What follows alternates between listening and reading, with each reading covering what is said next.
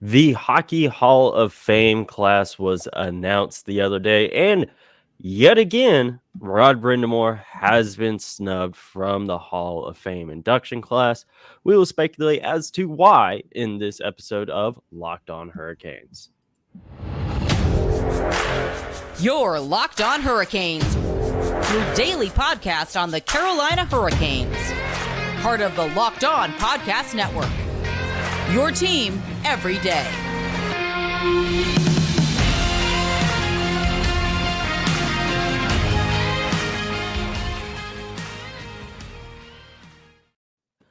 Hey there, Caniacs. I'm your host, Jared Ellis, and you're listening to Locked On Hurricanes on the Locked On Podcast Network, your team every day. And today's episode is brought to you by the lovely folks over at Gametime. Download the Gametime app, create an account, and use code LOCKEDONNHL for $20 off your first purchase.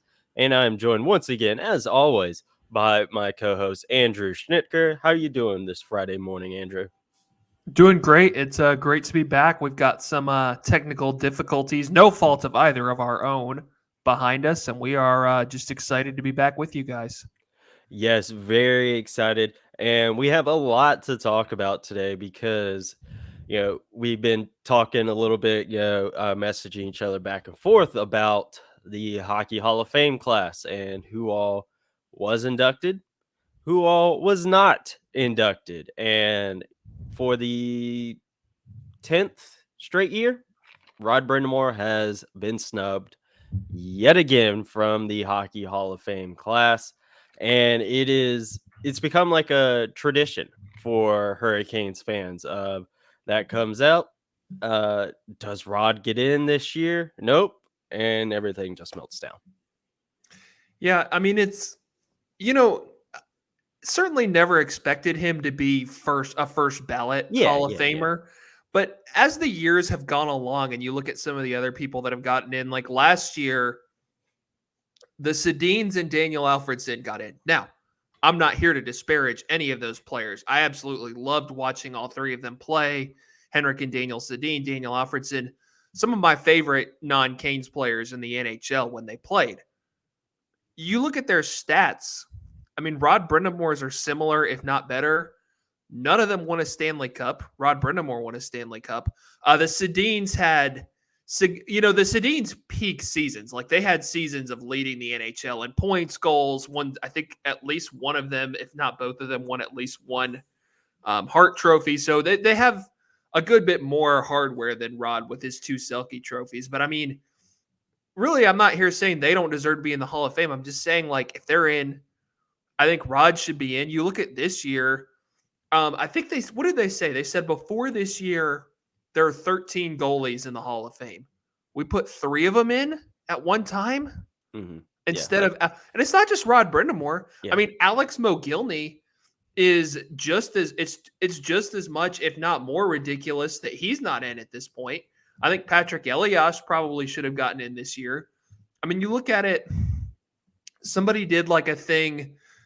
Now, the 3 goalies that got in were Henrik Lundqvist. I'm not here to quibble with Lundqvist. One of if not the best goalies of our generation, more than deserving Hall of Famer. Tom Barrasso, he had a really good career. He actually played a season with the Hurricanes and was later the Hurricanes goalie coach on Paul Maurice's staff. So that's kind of cool. Mike Vernon, though, is the one. Somebody has like, I forget who it is. They have like this list of like goalies that should be in the Hall of Fame. He's on the not a candidate list at number 46 in the overall ranking. Guess who's ahead of him on that even at number 40? Cam Ward. So, hey, by the logic of Mike Vernon making it to the Hall of Fame, we've got a Cam Ward induction to look forward to one of these days. No, we don't. Yeah. But, I mean, it just, again, it goes to show, I mean, I'm not – it's just frustrating. Someone with, like, over 1,000 points, a Stanley Cup, 2 Selke trophies. And, I mean, for all of the value that this sport places on intangibles, I mean, who brought more intangibles to the table as a player than Rod Brind'Amour? Yep, exactly. Then he also won a gold medal, I believe, in '93 Here, I'll look that with up. Team Canada. At the World Because the Championship, Hockey maybe. Hall of Fame, they also count other stuff in there rather than just NHL stuff.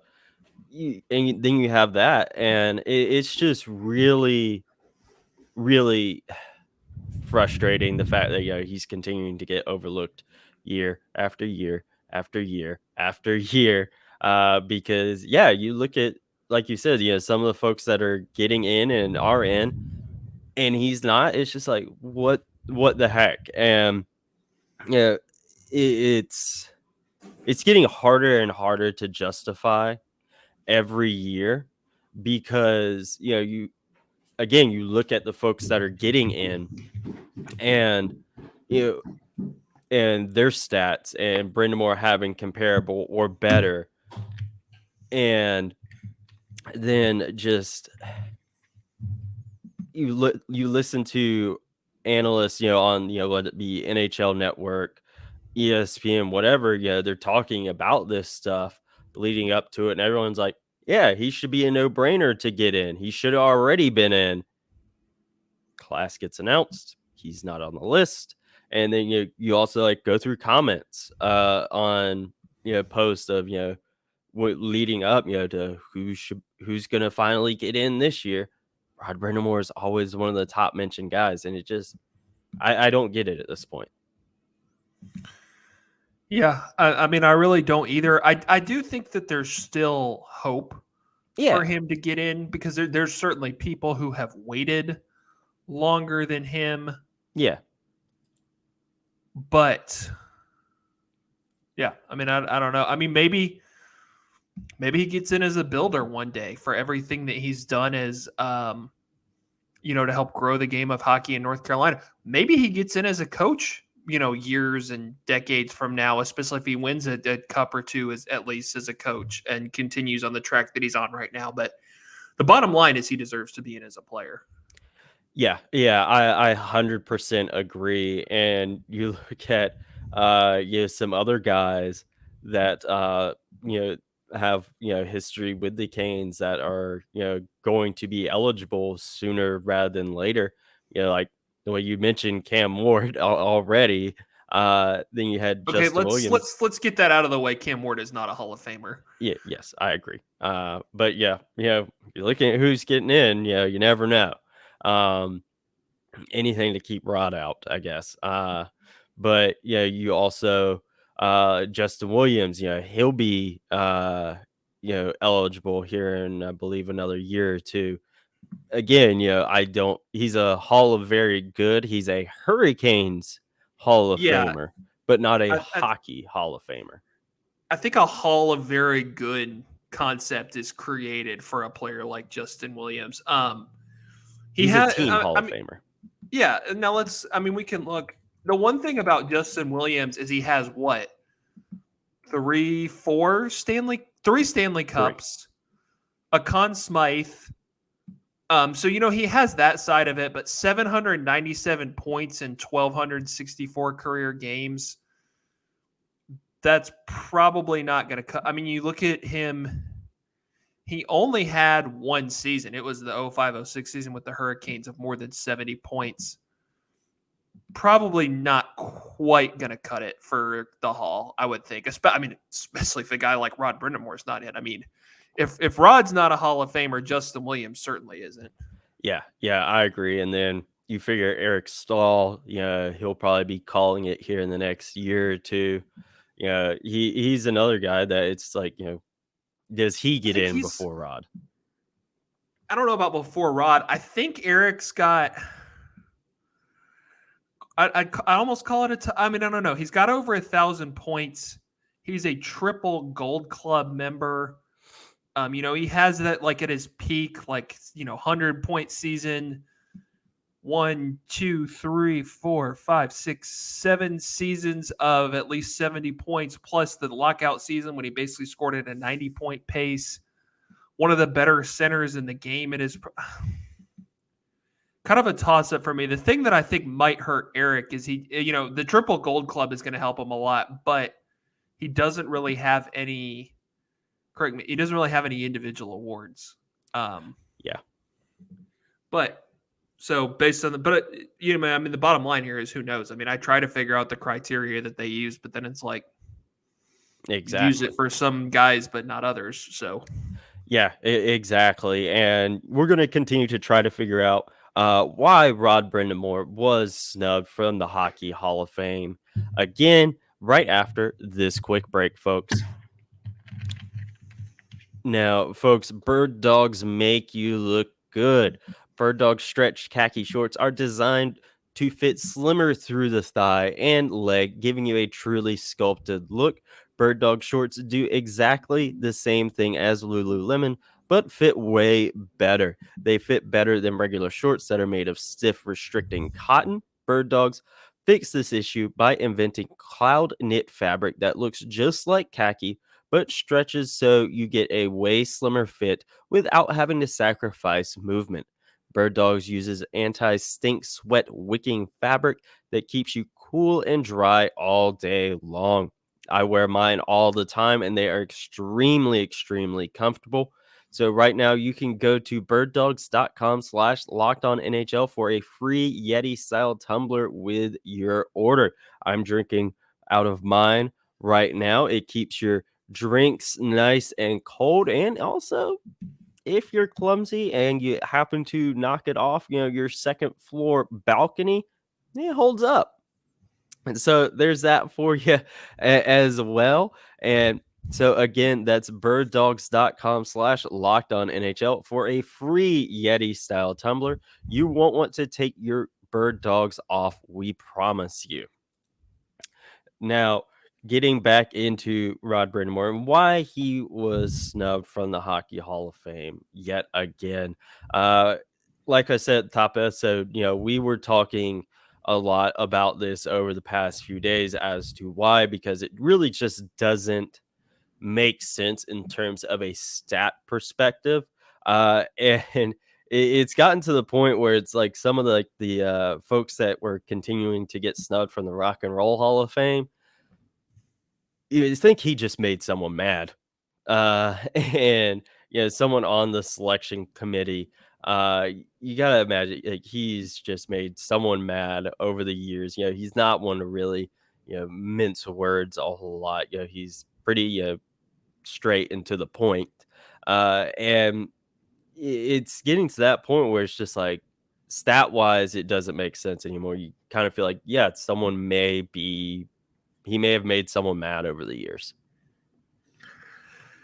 Yeah, I mean, I don't like to speculate about personal grudges and whatnot because we don't know what goes on behind closed doors, and I don't want not the kind of, because I mean, for somebody to be doing that in the kind of position that the Hall of Fame selection committee is in would be the height of unprofessionality, and I don't want to accuse anyone of doing that without having any evidence to do so.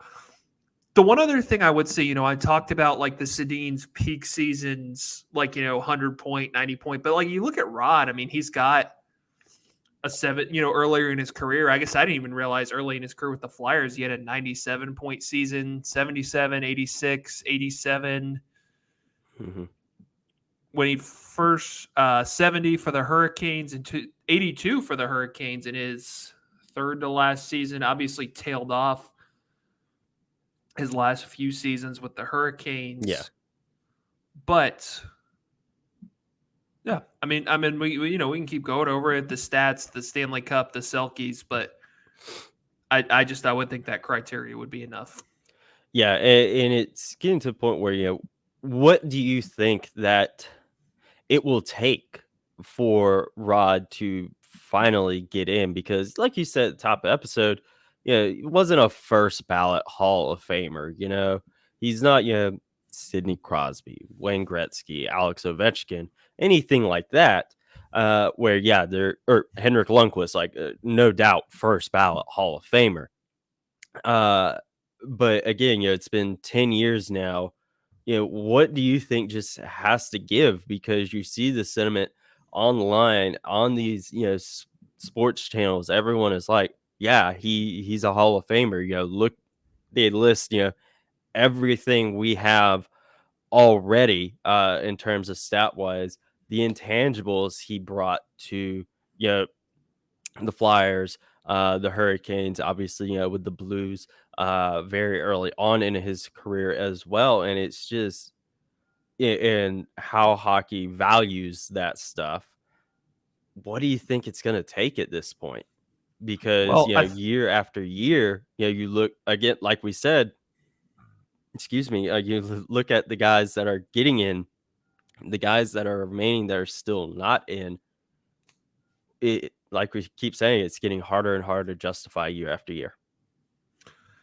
yeah, it's going to be interesting. I think it's going to take a year with I'm not saying this is what Rod deserves, but I just think based on what we've seen, this is what it's going to take. Probably a year with a pretty weak group of first ballot guys. Like, maybe it's like, all right, we're not, we don't love this first ballot group. A lot of them aren't going to get in. Like maybe we circle back to put a guy like Rod Brind'Amour or Alex McGillney or Keith Tkachuk, who have been waiting a long time. Mm-hmm. You look at next year. I'm looking at next year's right now. You've got Pavel Datsyuk, 918 points, 953 games. Obviously, he was named to the 100 greatest NHL players list, gold medals from the Olympics and the World Championship, won multiple Stanley Cups. So, that gives him triple gold status. Talk about Pavel Datsyuk, man. I will certainly not begrudge him if he's a first ballot Hall of Famer. One of the most fun players to watch in NHL history. You keep going down the list. You've got Hurricanes legend Patrick Marleau, another guy with 1197, over 1,000 career points. Doesn't have any individual hardware, doesn't have a Stanley Cup, did have 2 gold medals with Canada at the Olympics. So he's another guy that might be a little bit comparable to Rod, maybe a little bit better in the pure scoring category, but doesn't have the individual accolades or obviously the Stanley Cup. Shea Weber feels like a lock as a defenseman. You got a couple more goalies in Pekka Rinne and Ryan Miller. Personally, I don't think either of those are Hall of Famers, but we'll see.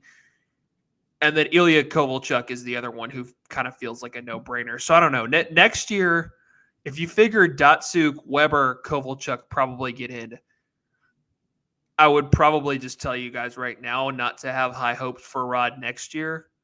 But because that's 3 guys that are probably going to be first ballot, I would think.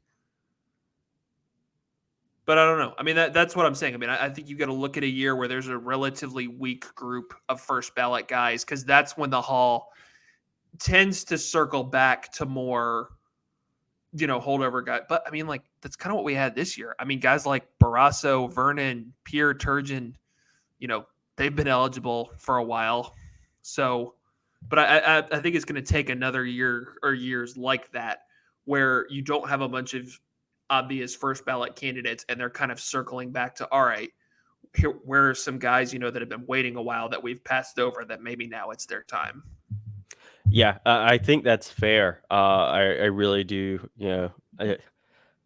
because I think that will be Rod's best chance. I mean, it was kind of that way this year, but yeah, I think that may be his best chance of just a weak class of first ballot guys. I think that's going to be his best chance. Like you said, next year, not looking so hot in terms of his chances. Obviously, it's not off the table. It could totally happen.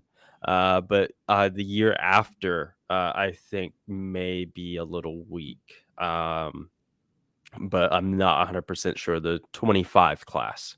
I think that could maybe be a chance for him. But, at the end of the day, you just have to wait and see. But yeah, I agree. I'm looking at Pavel Datsyuk a little bit more. I think there's no doubt he was a better pure player than Rod, but like stats wise, they actually stack up pretty well. Now, I certainly don't expect Rod Brind'Amour to get into the Hall of Fame before Pavel Datsyuk, but I'm just saying, like, the number of guys I think that are going to deserve. I'm looking at 2025 right now. You'll have Ryan Getzlaff, Jason Spezza, Dustin Brown, Duncan Keith, Zdeno Chara, PK. I don't think PK Subban's a Hall of Famer. No.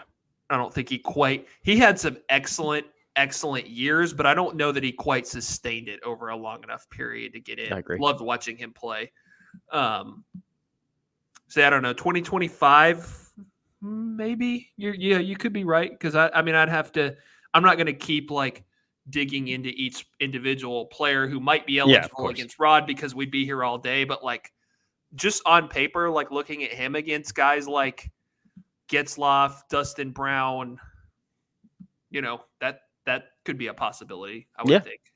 Yeah, it very well could be. And something I do want to touch on a bit more was what you said earlier about him potentially getting in as a builder or a coach years and years down the line. And we will talk about that right after this quick break, folks.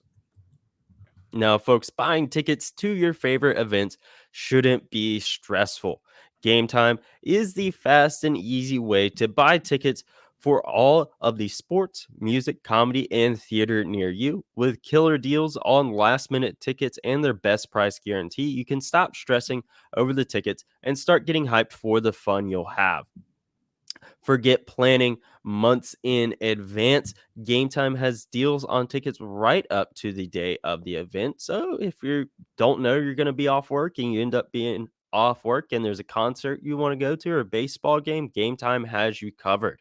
You can get exclusive flash deals on tickets for football, basketball, baseball, concerts, comedy, theater, and more. The Gametime guarantee means you'll always get the best price. If you find tickets in the same section and row for less, Gametime will credit you 110% of the difference. Get images of your seat before you buy so you know exactly what to expect when you arrive. You're not going to get surprised by a pole or something in your way. Buy tickets in a matter of seconds, 2 taps, and you're all set. Tickets are sent directly to your phone, so you never have to dig through your email because that is never fun. Snag the tickets without the stress with Gametime. Download the Gametime app, create an account, and use code LOCKEDONNHL for $20 off your first purchase. Terms apply. Again, create an account and redeem code LOCKEDONNHL for $20 off. Download Gametime today. Last minute tickets, lowest price guaranteed.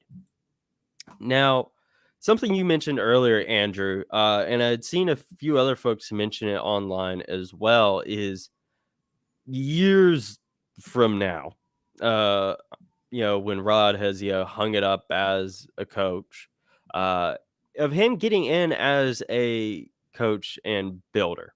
And I think that is definitely a fair argument to be made, because you look at where the team was when he took over. They were a laughing stock, let's be honest. And all the no fans jokes, the relocation jokes, moving to Quebec, moving to Houston, all that stuff. And there being more away fans than there were home fans when you go to games, and it being half empty. We all know how those years were. They sucked. They did. And how he has turned this franchise around and getting them into an annual playoff contender, a team that is in the conversation for the Stanley Cup year after year. And I do think that, if this sustains for the most part, I think, there's a pretty darn good shot he could get in that way.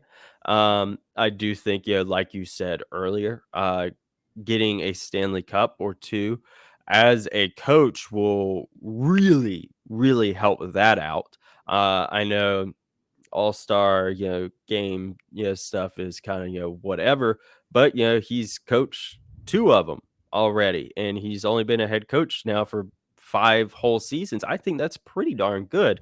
And again, it's only been 5 seasons as him as head coach. So it's not like, he's been doing this, for 10, 15 years where, like you really know, like, all right, this guy, he's obviously going to get in as a coach. But if it continues down the road it is going, do you think that he gets in that way? Yeah, I could see it. The builders, this is from the Hockey Hall of Fame. The builders category includes coaches, general managers, commentators, team owners, and others who have helped build the game. You look at, obviously, I don't, so I don't know if you can count, him as a player as part of the builder category, but I mean, you just look at what he did in terms of helping, establish the Hurricanes in North Carolina, coming here the early 2000s, the Stanley Cup win, the way the, youth hockey in North Carolina has grown because, largely that. of the Hurricanes' success.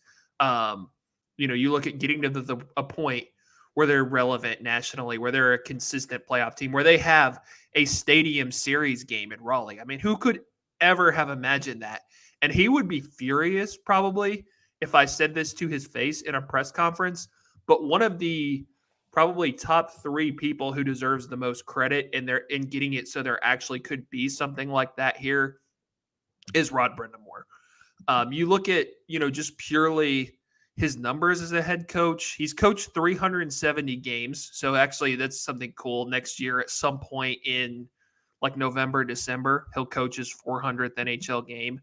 He is currently, and again, small sample size because of how much he's coached, but 1, 2, 3, 4, 5, 6, 7, 8, 9, 10, 11, 12th all time in career winning points percentage as a coach at 661. So, I mean, if he coaches the Hurricanes for a decade or more and he gets, a Stanley Cup or 2, I think there's a very good chance he goes in as a builder and a coach. That would be a long wait, and I think he deserves to get in as a player well before that.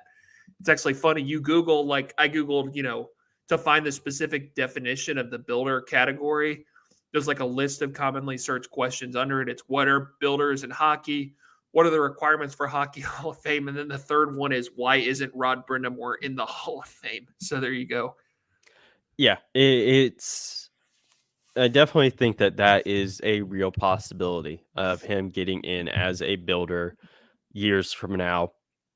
Now, what would be really cool would be, say, 2 years from now, he gets in as a player.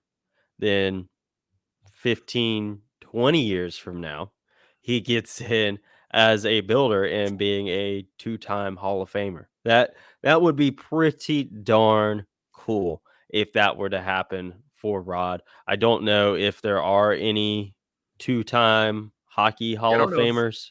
I mean, yeah. I I don't think there's any restrictions on that. But yeah, I mean, you mentioned that, like, you look at what he did as a player, you look at what he's doing as a coach. I mean, if he continues this, if he wins at least one cup as a coach, Rod Brind'Amour has a chance to be just one of the most accomplished people in the game of hockey of all time. And I think that's really cool. But, for him, especially to kind of be, at this point, Raleigh's own Rod Brind'Amour and have a chance to do that is pretty awesome. Yeah, and another thing that I've mentioned in years past is that he is in the North Carolina Sports Hall of Fame. He is in obviously now the Carolina Hurricanes Hall of Fame. He has his number in the rafters. He's in the Philadelphia Flyers Ring of Honor Hall of Fame thing that they have as well. And obviously, I know that stuff won't carry a whole lot of weight when it comes to that selection. But you look at that stuff, you look at just how much he has meant to these 2 organizations, to the state of North Carolina, and being such an integral part of both of those teams. It is one of those things that does bear a smidge of consideration. It'd be one thing if it was just one team, if it was just the Hurricanes or just the Flyers, that'd be one thing.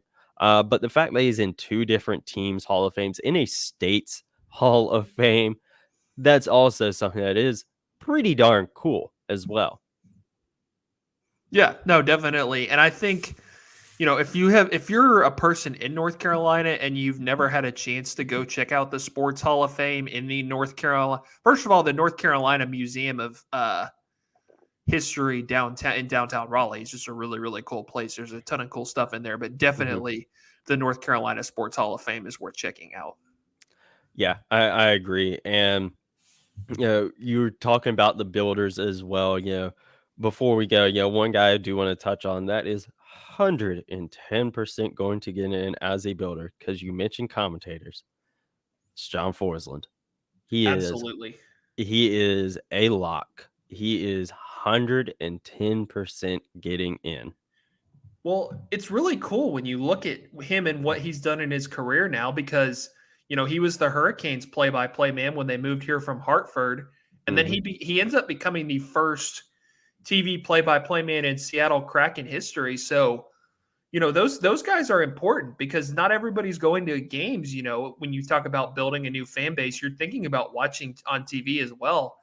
John Forsland has played a pivotal role in growing two really, brand new NHL hockey markets from the ground up. And that's, yeah, I hadn't even thought about that, but that's awesome. I mean, some of my favorite Hurricanes memories from my childhood, like when I think back to them, like when I think about them, I'm hearing John Forsland's voice in my head. And like, I'm sure that's the same for a lot of people. And mhm. that's going to be the same thing for a whole new generation of fans in Seattle, too. Yeah, he is 110% getting in as a builder. That is a lock for sure whenever he ends up being eligible.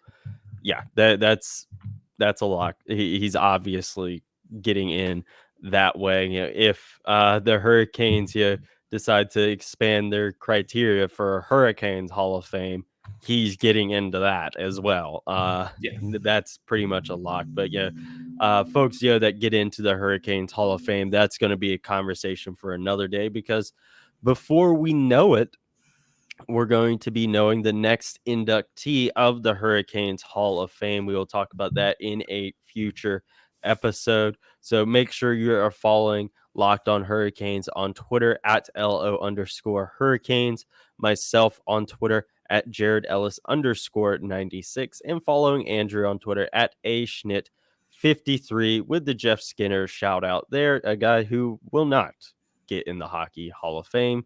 But that's that does it for us today, and we will talk to you guys in the next episode.